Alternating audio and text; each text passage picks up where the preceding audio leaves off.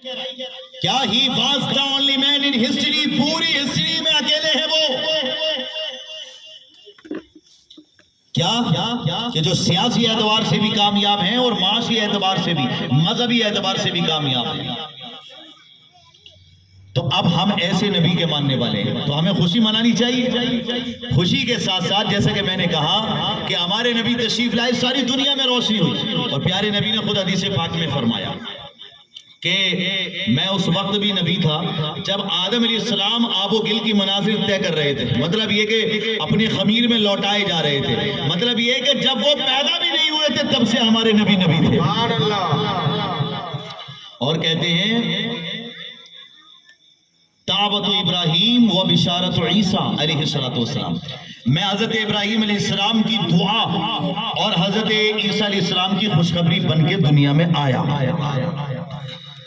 اور اللہ کے نبی نے فرمایا کہ میں وہ نظارہ ہوں اپنی ماں کا جو انہوں نے میری پیدائش کے وقت دیکھا کہ جب میں پیدا ہوا تو ملک شام کے محلات چمک گئے، اور یہ بات کتابوں سے ثابت ہے کہ ہمارے نبی پیدا ہوئے تو انہوں نے سجدہ کیا تھا، اور سجدہ کیا تھا جب کوئی بچہ پیدا ہوتا ہے تو روتے ہوئے پیدا ہوتا ہے، ہمارے نبی مسکراتے ہوئے دنیا میں، اور آپ نے سجدہ کیا۔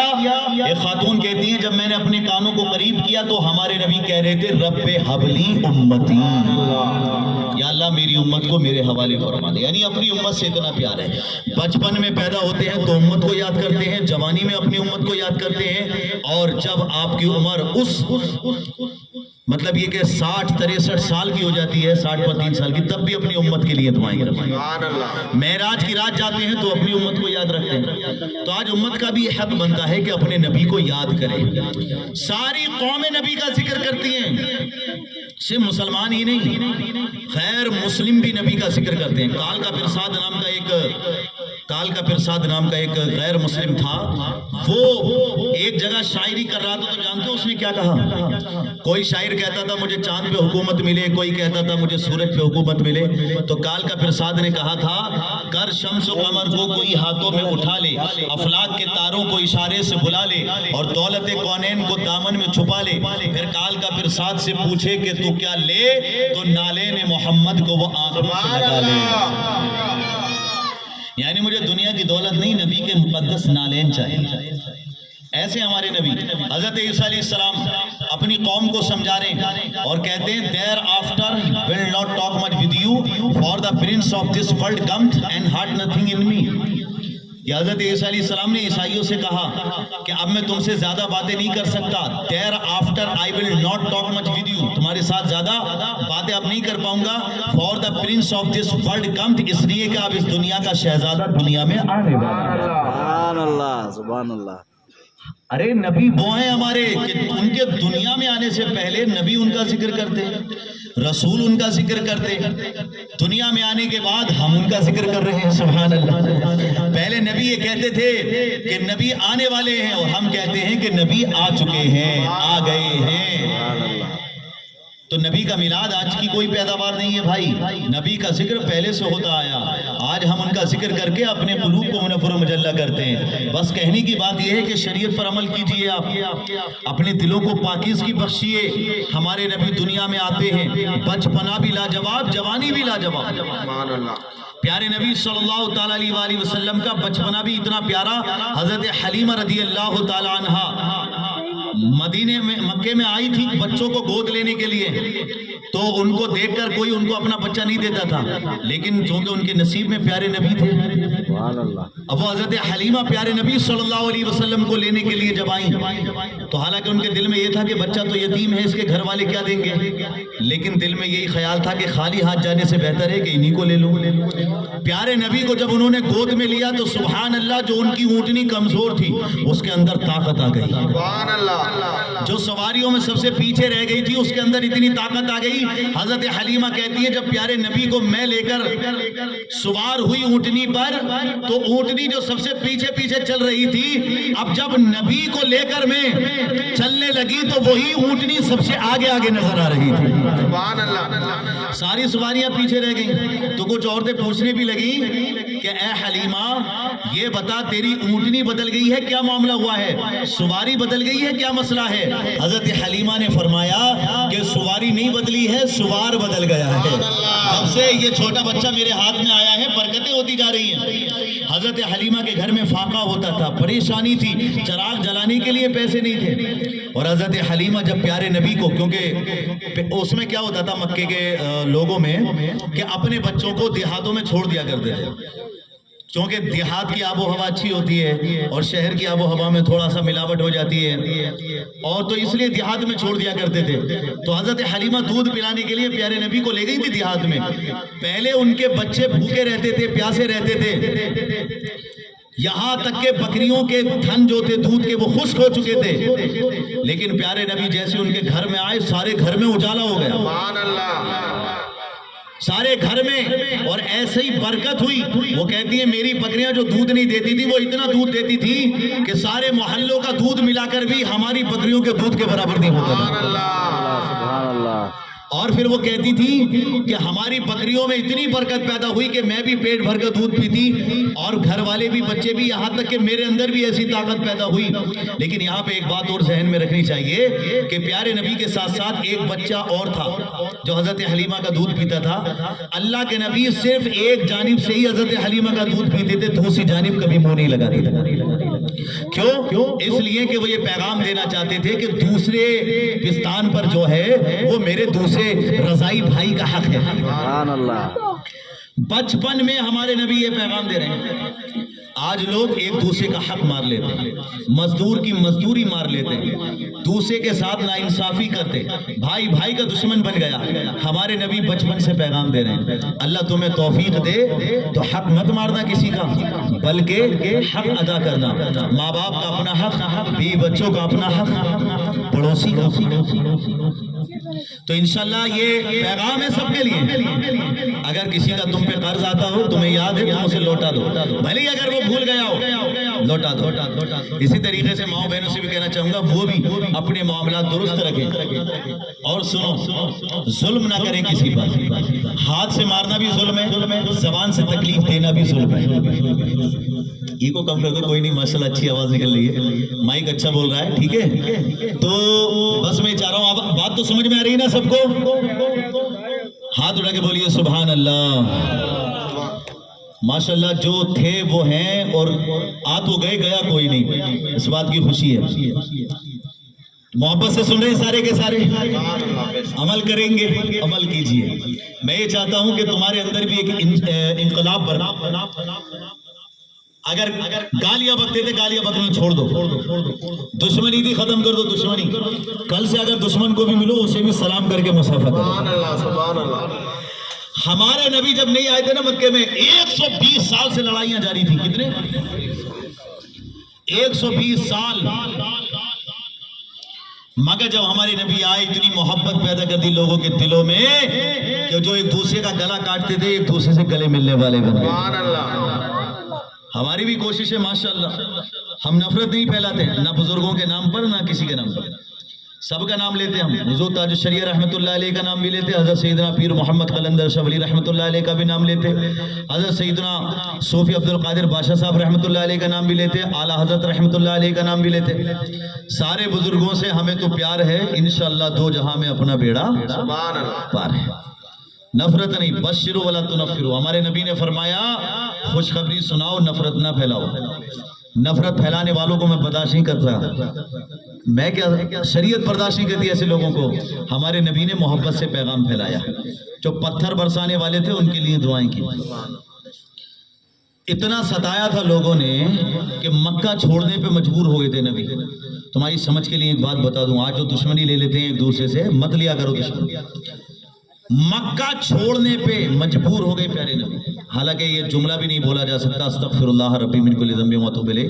اللہ کے نبی کی کوئی مجبوری نہیں تھی، وہ چاہتے تو دنیا کو پلٹ کے رکھ دیتے، ٹھیک ہے، مگر یہ ہماری تعلیم کے لیے تھا، ٹھیک، وہ مجبوری نہیں۔ مگر بتاتا ہوں کہ مکے والوں نے کتنا ستایا، گھر چھوڑنا پڑا، صحابہ کرام کو بھی مکے سے مدینہ جانا پڑا، اور 10 سال کے بعد جب واپس آئے تو اتنی بڑی پاور کے ساتھ اللہ کے نبی آئے تھے کہ چاہتے تو مکے والوں کو کاٹ کے رکھ دیتے، ختم کر کے رکھ دیتے، کیونکہ لوگوں نے ستایا بہت تھا۔ 3 سال تک جنگل میں قید کر دیا تھا۔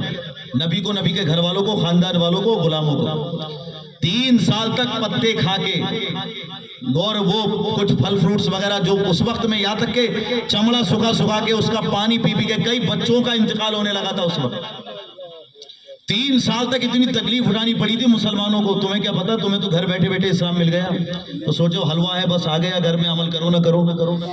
3 سال تک لگاتار بچوں کو, بڑوں کو جنگل میں قید کر دیا تھا مکے کے ان ظالموں نے, ابو جہل نے, ابو لہب نے, عتبہ نے, شیبہ نے, کیونکہ ان کے پاس طاقت تھی, پاور تھی. ایک قسم سے جیسے جیلوں میں بند کر دیتے ہیں, ڈیٹین کر دیتے ہیں, اس طریقے سے صحابہ اکرام کو رکھا, ان سے قطع تعلق کر دیا. کھانے پینے کا کوئی سامان نہیں بھیجتے تھے, نہ آٹا, نہ چاول, نہ روٹی, نہ گوشت, کسی قسم کا کوئی سامان نہیں, بائیکاٹ. بتاؤ 3 سال تک ایسی تکلیف میں رکھا. پیارے نبی کو, پیارے نبی کے ماننے والوں کو کتنا غصہ ہوگا, نبی کے ماننے والوں کو, یہاں تک کہ تکلیف میں آ کر مکہ چھوڑ کے مدینہ جانا پڑا. آپ غور کرو, تھوڑا محسوس کرو, تاریخ کا مطالعہ کرو, سیرت مصطفیٰ کو پڑھو, آپ کو پتہ چلے گا. مکہ چھوڑ کے, ابھی آپ کو اگر سدپا نگر سے کسی کی پریشانی سے مجبور ہو کے جانا پڑے, مثال کے طور پہ سدپا نگر سے ہاسن پہنچ جاؤ, اور پھر تمہیں اللہ اتنی بڑی طاقت دے کہ پورے ہاسن کے ٹھیکیدار بن جاؤ, تو جس نے سدپا نگر میں ستایا تھا اس کا کیا حال کرو گے تم؟ بولو. اللہ کے نبی کو, یہاں تک کہ کسی صحابی کو تو اتنی تکلیف اٹھانی پڑی, لاکھوں کروڑوں روپے کی زمین جائیداد وہیں چھوڑ کے جانا پڑا. مگر آپ غور کرو, ایک صحابی تو ایسے تھے, انہیں روک لیا مکے والوں نے, تمہاری بیوی ہماری بیٹی ہے, کیونکہ وہ یہیں کی ہے مکہ کی, نہیں جانے دیں گے تمہارے ساتھ, یہیں چھوڑو. تمہارے بیٹے یہیں کے, انہیں بھی چھوڑو. وہ صحابی کہتے ہیں بیوی کو بھی چھوڑنا گوارا, بچوں کو بھی چھوڑنا گوارا, زمین جائیداد اور مکان کو چھوڑنا گوارا, مگر نبی کا دین چھوڑنا گوارا نہیں. سبحان اللہ, سبحان اللہ, سبحان اللہ. میں جاؤں گا مکے سے مدینہ. مکے سے مدینہ گئے, بیوی بچوں کو بھی چھوڑ دیا, کیونکہ وہاں سسرال ان کی وہیں کی تھی, اکیلے چلے گئے. بتاؤ کتنا درد رہا ہوگا انہیں, بیوی بچوں کا تکلیف کتنی رہی ہوگی. اور جب 8-10 سال کے بعد مسلمانوں کو طاقت ملی ہے, پاور ملی ہے, مکے پہ آئے تو سارے مکے والے گھبرا گئے. اتنی بڑی فوج لے کر اللہ کے نبی تشریف لائے, سارے مکے والے گھبرا گئے. آج ہمارا کیا ہوگا, آج ہمیں کاٹ دیا جائے گا, ہمارے بچوں کو مار دیا جائے گا, ہماری عورتوں کو بیوہ کر دیا جائے گا. گھبرا رہے تھے, مجرم کی طرح کھڑے تھے سامنے. یہاں تک کہ کسی صحابی نے ایک نعرہ بھی لگایا تھا, اے مکہ والو, تم نے نکالا تھا کلام ہمارے گھر سے, تم نے ستایا تھا ہمیں, تم نے ہمارے بچوں کو یتیم کیا تھا, ہماری عورتوں کو بیوہ کیا تھا, ہمارے بیوی بچوں سے ہمیں دور کیا تھا. آج الیوم یوم الملحمہ, کیا ہے اس کا مطلب؟ کہا تھا ان صحابہ نے, آج خون بہانے کا دن ہے, آج تم سے بدلہ لینے کا دن ہے, آج تمہیں کاٹ کے رکھنے کا دن ہے, پھاڑ کے رکھ دیں گے تمہیں. اللہ اکبر. جب اللہ کے نبی نے صحابہ کے جذبات سنے, فرمایا صحابہ خاموش ہو جاؤ, اپنے جذبات کو قابو میں رکھو. الیوم یوم الملحمہ نہ کہو, آج بدلے کا دن نہیں ہے, بچوں کو یتیم بنانے کا دن نہیں ہے, عورتوں کو بیوہ بنانے کا دن نہیں ہے. الیوم یوم المرحمہ, آج خون بہانے کا نہیں, آج تو رحمت کرنے کا دن ہے, رحم فرمانے کا دن ہے. سبحان اللہ, سبحان اللہ. آج رحم فرمانے کا دن ہے, رحم فرمانے کا دن. اور اللہ کے نبی نے ان سے پوچھا, کیا تم لوگ کیا سمجھتے ہو, آج ہم تمہارے ساتھ کیا کریں گے؟ وہ لوگ جو پہلے ہاتھ اٹھاتے تھے, پتھر مارتے تھے, ہاتھ جوڑ کے سامنے کھڑے ہیں اور کہتے ہیں کہ تمہارے باپ دادا بھی کریم تھے اور تم بھی کریم ہو, اس لیے ہمیں آپ سے کرم ہی کی امید ہے. سبحان اللہ. تو پہلے پتھر مارتے تھے نا, ہاتھ اٹھا. اس لیے میں بتا رہا ہوں, کبھی اگر پاور آئے نا کسی کے پاس, صحیح بات کہہ رہا ہوں, غلط فائدہ مت اٹھانا.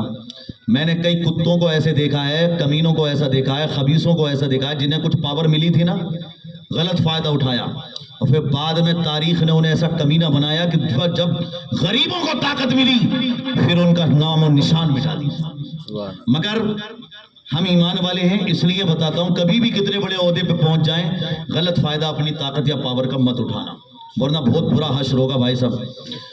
میری بات سنو, اللہ کے نبی نے فرمایا کہ تم کیا جانتے ہو ہم تمہارے ساتھ کیا کریں گے؟ تو انہوں نے کہا کہ آپ بھی کرم والے, آپ کے باپ دادا بھی کریم, تو آپ کرم فرما دیں.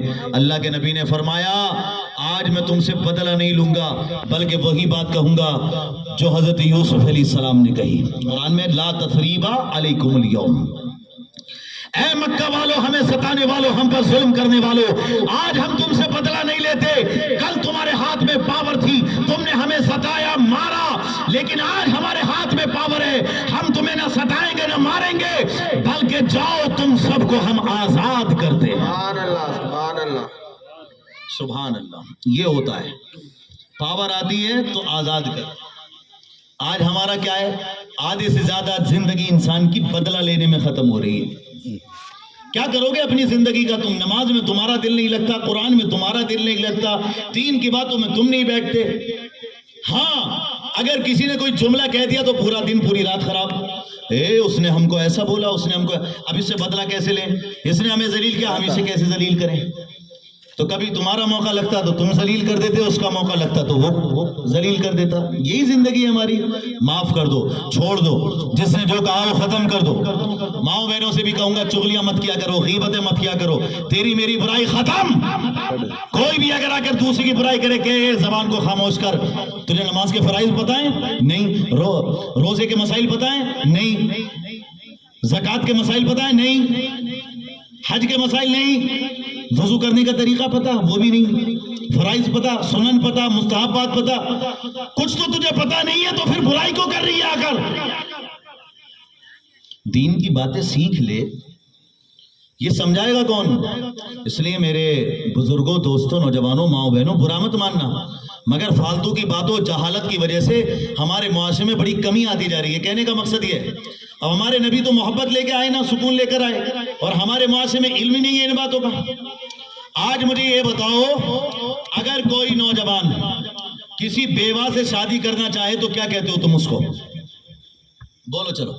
نوجوان کی عمر ہے 25 سال، کسی عورت کی شادی ہوئی 24 سال کی عمر میں، 25 سال کی عمر میں اس کا شوہر مر گیا، تو اب اس بیوہ سے شادی کرنے کے لیے کوئی تیار نہیں ہوتا.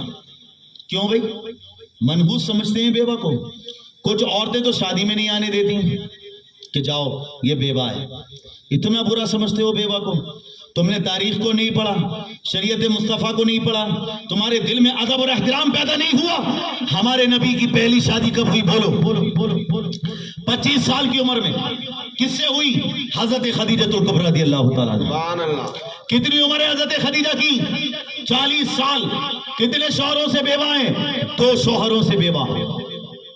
حضرت خدیجہ کے جب دوسرے شوہر کا انتقال ہوا، انہوں نے سوچا تھا کہ اب میں کوئی شادی نہیں کروں گی، لیکن جب ہمارے نبی کا مزاج دیکھا، اخلاق دیکھا، کردار دیکھا، ایمانداری دیکھی، تو حضرت خدیجہ نے 40 سال کی عمر میں شادی کی. سبحان اللہ. اور ہمارے نبی نے 25 سال کی عمر میں بڑے بڑے اچھے رشتے آ رہے تھے پیارے نبی کے پاس. جوان لڑکیوں کے بھی رشتے آ رہے تھے پیارے نبی کے پاس. بڑے بڑے بادشاہوں، مالداروں کی بیٹیوں کے رشتے آ رہے تھے پیارے نبی کے پاس. مگر ہمارے پیارے نبی نے ان کنواریوں سے شادی نہ فرما کر حضرت خدیجہ جو 40 سال کی عمر کی تھی ان سے شادی فرمائی، اور جو بیوہ تھی ان سے شادی کی. کیا پیغام دیا امت کو؟ کہ بیوہ ہو جانے پر عورت کو ذلیل مت کرنا. عورت کو ذلیل مت کرنا، اس لیے کہ بیوہ عورت ہو تو بھی عزت والی ہوا کرتی. تو آج ہمارے یہاں علم ہی نہیں ہے. ایک صاحب مجھ سے مسئلہ پوچھنے لگے، فون آیا میرے پاس، کیا معاملہ بھائی؟ بولے معاملہ یہ حضرت، لڑکے کی عمر 4 مہینے کم ہے اور لڑکی کی عمر 4 مہینے، تو کیا شادی ہو جائے گی؟ ابھی یہی نہیں پتا ان کو. مسجد میں آتے نہیں، علماء کے پاس بیٹھتے نہیں، محبت کرتے نہیں، مسائل سیکھتے نہیں، تو پتہ کیا چلے گا؟ میں نے کہا 4 مہینے کی بات تو دور ہے، اگر 4 سال بھی عمر زیادہ بڑی ہو لڑکی کی تب بھی ہو جائے گی. کیونکہ ہمارے پیارے نبی کی پہلی شادی جو ہوئی ہے وہ بظاہر 15 سال کی زیادہ تھی، اور ہمارے نبی صلی اللہ علیہ وسلم 15 سال کی عمر کم تھی. لیکن اس میں بھی بولنے میں احتیاط کرنا چاہیے. یہ نہیں کہنا چاہیے کہ حضرت خدیجہ بڑی تھی، بڑے تو ہمارے نبی ہی ہیں. سبحان اللہ. سمجھے؟ ایک صحابی رسول تھے، ان سے کسی نے پوچھا تم بڑے ہو کہ نبی بڑے ہیں؟ تو انہوں نے، اب عمر میں تو زیادہ تھے وہ بظاہر، اب دیکھیے بات کرنے کی تمیز کیا تھی. وہ کہتے ہیں، وہ صحابی رسول، کہ سنو، بڑے تو اللہ کے نبی ہیں، بڑے اللہ کے نبی ہیں لیکن میں دنیا میں ان کے استقبال کے لیے پہلے پیدا ہو گیا ہوں. سبحان اللہ. میں دنیا میں پہلے پیدا ہو گیا ہوں مگر بڑے اللہ کے رسول ہیں. یار صحابہ کا مزاج دیکھیں. اس میں میرے بھائیوں علم حاصل کرو, ہمارے نبی کی سیرت کو پڑھو. ہمارے نبی آئے, حضرت حلیمہ سے پوچھنے لگی کچھ عورتیں کہ اتنی مہنگائی کے دور میں تو ساری رات دیا جلا کے رکھتی ہے, تجھے تو دیا بجھا دینا چاہیے, تو بڑی مالدار ہو گئی. حضرت حلیمہ کہتی ہیں جب سے پیارے نبی آئے ہیں مجھے دیا جلانے کی ضرورت ہی نہیں پڑی ہے, ساری رات انہی کے چہرے سے پورے گھر میں روشنی ہوتی رہتی سبحان ہے. اللہ. سبحان اللہ. یہ نبی کا بچپن. تو نبی کی جو ہے محبت میں آنے والوں, نبی کی سیرت کو اپناؤ. پیدائش کے واقعات کافی ہیں مگر میں آپ کو ایک پیغام یہ دینا چاہتا ہوں کہ آپ خوش نصیب ہیں. ہمارے نبی صلی اللہ علیہ وسلم نے سب کچھ سکھایا. میاں بیوی کو کیسے رہنا سکھایا, بیٹے اور باپ کو کیسے رہنا سکھایا, پڑوسی کو کیسے رہنا سکھایا. بڑے چھوٹوں کا ادب کریں, چھوٹے بڑوں کی عزت کریں. اللہ کے نبی نے فرمایا آج ہمارے بڑوں کا ادب چھوٹوں سے نکلتا جا رہا ہے. انہی کے سامنے بیڑی سگریٹ پیتے رہیں گے, گالیاں بکتے رہیں گے. علماء اور اماموں کے سامنے بھی یہ حالت ہے. حالانکہ کچھ لوگ بڑی عزت کرتے ہیں, میں نے دیکھا ماشاءاللہ کہ کبھی کبھی اگر میں جاتا ہوں تو کوئی بیڑی پی رہا تو پھینک دیتا مجھ کو دیکھ کے, پوری سگریٹ پھینکتے ہوئے دیکھا میں نے. یعنی وہ ایم ایل اے کے آنے پہ نہ پھینکے مگر میرے جانے پہ پھینک دیتے ہیں. یہ میں نے ادب دیکھا ان کا, تو ان کے لیے دعا نکلتی ہے یا اللہ ان کو اور برکت عطا فرما. یاد رکھو کچھ لوگ کہتے ہیں حضرت دعا کرو تو ان کے لیے دعا کی جاتی ہے, لیکن کچھ لوگ کہتے نہیں دعا کرو مگر پھر بھی ان کے لیے دل سے دعا نکلتی ہے, کیونکہ وہ اتنا اچھا انداز, اتنی محبت اور اتنا ادب کرتے ہیں کہ دل ان کے لیے خود بخود دعائیں کرتا ہے. تو ویسا ہی انداز آپ کو اپنانا ہے. اب ہمارے نبی ہیں, ایک واقعہ پیش کر کے انشاءاللہ بات کو مکمل کریں آپ کے سامنے. صحابہ کرام کا مجمع ہے. اللہ کے نبی نے پوچھا یہ بتاؤ تمہاری عمر کتنی ہے. ایک صحابی سے, ان کی داڑھی کے بال سفید ہیں. انہوں نے کہا میری عمر ہے 4 سال. کتنی؟ اور داڑھی کے بال. پھر اللہ کے نبی نے پوچھا اچھا بیٹے کتنے ہیں؟ کہنے لگے ایک ہی بیٹا ہے. صحابہ مسکرا رہے ہیں کہ یار ان کے تو بیٹے کئی ہیں اور ان کی عمر 4 سال تھوڑی ہے. پھر اللہ کے نبی نے پوچھا اچھا یہ بتاؤ کہ جو بکریوں کا ریوڑ ہے وہ کتنا ہے؟ انہوں نے عرض کیا یا رسول اللہ صلی اللہ علیہ وسلم وہ بھی چند ہی ہیں. تو اب اللہ کے نبی نے فرمایا ٹھیک ہے. تو دوسرے صحابی کھڑے ہوئے اور دوسرے صحابی نے عرض کیا یا رسول اللہ صلی اللہ علیہ وسلم انہوں نے جو تعداد بتائی ہے وہ کم بتائی ہے. کیا تعداد کم؟ یہ نہیں کہا ڈائریکٹ کہ انہوں نے جھوٹ بولا ہے. دیکھو بات کرنے کا بھی سلیقہ ہونا چاہیے. تم بھی کبھی کسی سے بات کیا کرو نا تو اس انداز کے ساتھ بات کیا کرو, برا نہ لگے, محبت سے سمجھایا کرو. کسی کو اگر سمجھانا اکیلے میں سمجھاؤ, سب کے سامنے بھی مت سمجھاؤ ورنہ اسے برا لگے گا. کچھ لوگ تو ہمارے سامنے بھی ایسا بول دیتے ہیں حضرت دیکھو یہ نماز نہیں پڑھتا, حضرت دیکھو یہ ماں باپ کی بات نہیں مانتا. ارے تم سب کے سامنے کہہ رہے ہو سمجھانے کے لیے, اب بیچارے کو کیا سمجھایا, تم نے پہلے ہی شرمندہ کر دیا. اگر اسے سمجھوانا تھا تو یہ کہتے حضرت یہ جو ہے تھوڑا غلط کرتا ہے, اس کو سمجھاؤ. آپ سب کے سامنے اس کو کہہ رہے ہو کہ اسے سمجھاؤ تو وہ نہیں سمجھے گا, پھر وہ تو بہک جائے گا. تو کسی کی بھی اصلاح سب کے سامنے نہیں ہوتی, اکیلے میں ہوتی ہے. اب صحابی رسول نے کیا کیا کھڑے ہو کر کے یا رسول اللہ یہ جو صحابی عمر بتا رہے ہیں کم بتا رہے ہیں.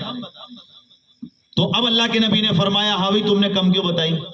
تو وہ صحابی عرض کرتے ہیں یا رسول اللہ صلی اللہ علیہ وسلم میں نے عمر کم اس لیے بتائی ہے کہ دیکھو دیکھنے کے لیے تو آپ دیکھ رہے ہیں کہ 4 سال کی عمر نہیں ہے میری, کیونکہ داڑھی کے بال سفید ہیں, پر 4 سال کی عمر میں نے اس لیے بتائی ہے کہ میں 4 سال ہی پہلے کلمہ پڑھ کے مسلمان ہوا ہوں. سبحان اللہ سبحان اللہ. تو جب سے میں مسلمان ہوا تمہارا غلام بنا تب سے میری عمر واقعی میں عمر ہے, باقی عمر تو بیکار ہو گئی. اچھا بیٹے تو کہیں ہیں تمہارے, بیٹوں کی تعداد کم کیوں بتائی؟ بولے عرض یہ کیا یا رسول اللہ بیٹے ہیں کئی مگر ایک ہی بیٹا آپ پر ایمان لایا ہے, تو جو بیٹا آپ پر ایمان لایا اسی کو اپنے بیٹا سمجھتا ہوں, باقی کی اولاد کو اپنی اولاد سمجھتا ہی نہیں. اچھا بکریوں کا ریوڑ اتنا سارا ہے, اتنی زمین جائیداد ہے, تم کہتے ہو کم ہی ہے. عرض کرنے لگے یا رسول اللہ ہے تو بہت کچھ مگر آپ کے نام پر تو کم ہی خرچ کیا ہے, تو جو آپ کے نام پر خرچ کر دیا وہی میرا ہے, باقی تو سب دنیا میں چھوڑ کے چلے جانا ہے. اب پتہ چلا پیغام پروگرام کرانے والوں یہ پیغام لے کے اٹھو, یہ جو ہماری عمر کا حصہ ذکر میں گزر گیا माशाल्लाह यहाँ कलंदरिया कमेटी ने, मस्जिद की कमेटी ने, सिद्धप्पा नगर वालों ने प्रोग्राम कराया। ये जो वक्त हमारा गुजरा है यहाँ पर जिक्र में, यही हमारी असल जिंदगी है, बाकी तो बर्बाद हो रही है। कोई मोबाइल में, कोई फेसबुक पे, कोई यूट्यूब पे, कोई ना जाने कहाँ कहाँ जाकर अपनी जिंदगी को बर्बाद कर रहा है। आज भी अगर इस महफिल में ना होते तो बताओ कहाँ होते। कोई यूट्यूब में लगा होता, कोई फेसबुक पे होता, कोई टीवी के सामने बैठा होता, कोई कहीं होता। लेकिन तुम्हें मुबारक हो, अब किसी दुनियादार के जिक्र में नहीं बैठे, मदीने के ताजदार के जिक्र में बैठे। और हमारा अकीदा है कि हमारे नबी गुंबद खजरा से हमें देख रहे हैं, क्योंकि हमारा अकीदा ये भी है कि या रसूल अल्लाह, सुना है आप हर आशिक के घर तशरीफ लाते हैं, मेरे घर में भी हो जाए चरागा। या रसूल अल्लाह, तेरा खाबा में तेरे गीत गावा, या रसूल अल्लाह, तेरा मीलाद में क्यों ना मनावा, या रसूल अल्लाह सल्लल्लाहु अलैहि वसल्लम। तो मेरा कहना यह है कि जो उम्र नबी के जिक्र में लग गई वो कामयाब, जो औलाद नबी की फरमा बरदार है वो कामयाब है, और जो पैसा नबी के जिक्र पे खर्च हो गया वो कामयाब है। तो माशाल्लाह हम लोग बड़े कामयाब हैं, खुश नसीब हैं। इस खुश नसीबी को बाकी रखिए। और प्रोग्राम जो कराया है अल्हम्दुलिल्लाह आपने, ये सिर्फ मैंने कहा ना कि आज ही नहीं, इसे रोज कीजिए। 5 वक्त की नमाज पढ़िए, समझ लीजिए 5 वक्त की नमाज ही मीलाद है अल्हम्दुलिल्लाह। नमाज पढ़ पढ़ के नबी का मीलाद करो, कुरान पढ़ के नबी का मीलाद करो, किसी गरीब की मदद करके नबी का मीलाद करो, किसी बेवा की शादी करा के मीलाद करो। कोई नौजवान जो कुंवारा हो, बेवा से शादी करना नहीं चाहता, भाई कर, अल्लाह तुझे दोनों जहां में बरकतें अता फरमाएगा। कोई बुराई वाली बात नहीं है इसमें। ना माँ बहनें मुंह बिगाड़ा करें कि हम अपने भाई की कैसे शादी होने दें, वो तो मनहूस है। मनहूस वो नहीं है, मनहूस सोच है तुम्हारी, ये फिक्र मनहूस है तुम्हारी। वो क्यों मनहूस होती भाई? किस्मत में जो था अल्लाह ने लिखा था। भाई हम लोग अपनी मर्जी से आए हैं क्या दुनिया में? अल्लाह की मर्जी से आए ना। अल्लाह की मर्जी से दुनिया में आए और अल्लाह ही की मर्जी से दुनिया से जाएंगे। तो ना अपनी मर्जी से आए ना अपनी मर्जी से जाएंगे। तो जब अपनी मर्जी से आए नहीं, अपनी मर्जी से जाएंगे नहीं, तो अपनी मर्जी से जिएंगे भी नहीं। अल्लाह की मर्जी से आए हैं, अल्लाह की मर्जी से जाएंगे, तो अल्लाह ही की मर्जी से जिंदा रहेंगे। जो काम अल्लाह को खुश करें, अल्लाह के रसूल को खुश करें, वो काम करो, उलमा साथ देंगे तुम्हारा।